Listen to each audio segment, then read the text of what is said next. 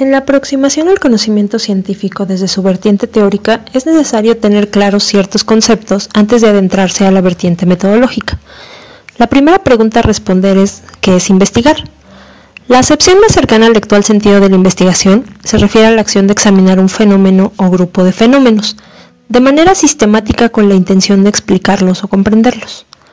Investigar implica también observar, reflexionar críticamente y plantear procedimientos ordenados y estructurados que permitan descubrir hechos, datos, relaciones o leyes en diferentes campos del conocimiento. Esto nos lleva a la segunda cuestión básica. ¿Cuántos tipos de investigaciones existen y en qué consiste cada uno?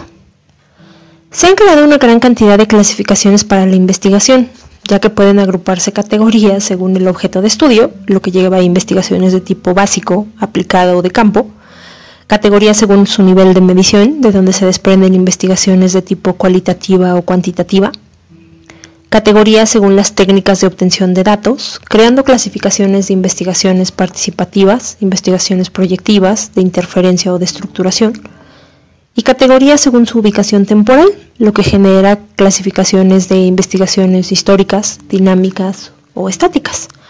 Pero en general, en algún punto de la historia, para definir si una investigación formaba parte del conocimiento científico o no, se desarrollaron dos enfoques. El primero de ellos se denominó positivista y consideraba que el mundo, la realidad o el objeto de estudio era básicamente aceptable tal y como existía, y en consecuencia lo importante de la investigación era revisar, corregir y evitar los conflictos para preservar el orden. A diferencia del enfoque denominado negativista, que consideraba que la realidad o el objeto de estudio eran casi siempre contradictorios y defectuosos, y en consecuencia había que pensar en transformarlos, puesto que lo determinante en la investigación era la reflexión crítica para crear ruptura con lo prevaleciente. Lo interesante es que actualmente estos enfoques se suelen adoptar durante el proceso de investigación, independientemente de que haya o no una elección consciente del investigador. La siguiente cuestión importante es hallar una definición a la ciencia. Existen infinidad de definiciones del término, desde las definiciones de diccionario hasta grandes tratados intentando explicar de manera asertiva qué es la ciencia. Algunos ejemplos de estas definiciones son: ciencia es un conjunto sistemático de conocimientos sobre la realidad observable obtenidos mediante el método científico. Otra más. Ciencia es una disciplina que utiliza el método científico con la finalidad de hallar estructuras generales o también llamadas leyes. Ciencia es un sistema históricamente formado de conocimientos ordenados cuya veracidad se comprueba y se puntualiza constantemente en el curso de la práctica social. Ciencia es un sistema de enunciados porque todo enunciado científico se funda en otro o se infiere en una teoría. Ciencia es también el conjunto de conocimientos racionalmente relacionados con el fin de alcanzar la verdad. El ideal de la ciencia es llegar a conocer y explicarlo todo.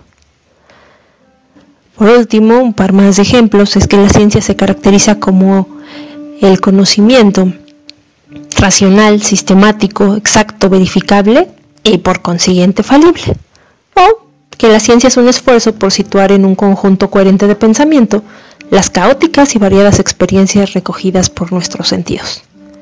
Así como estos hay muchos otros, sin embargo, en su definición más básica, la ciencia consiste propiamente en la exposición detallada de los objetos de los cuales se ocupa en su estudio.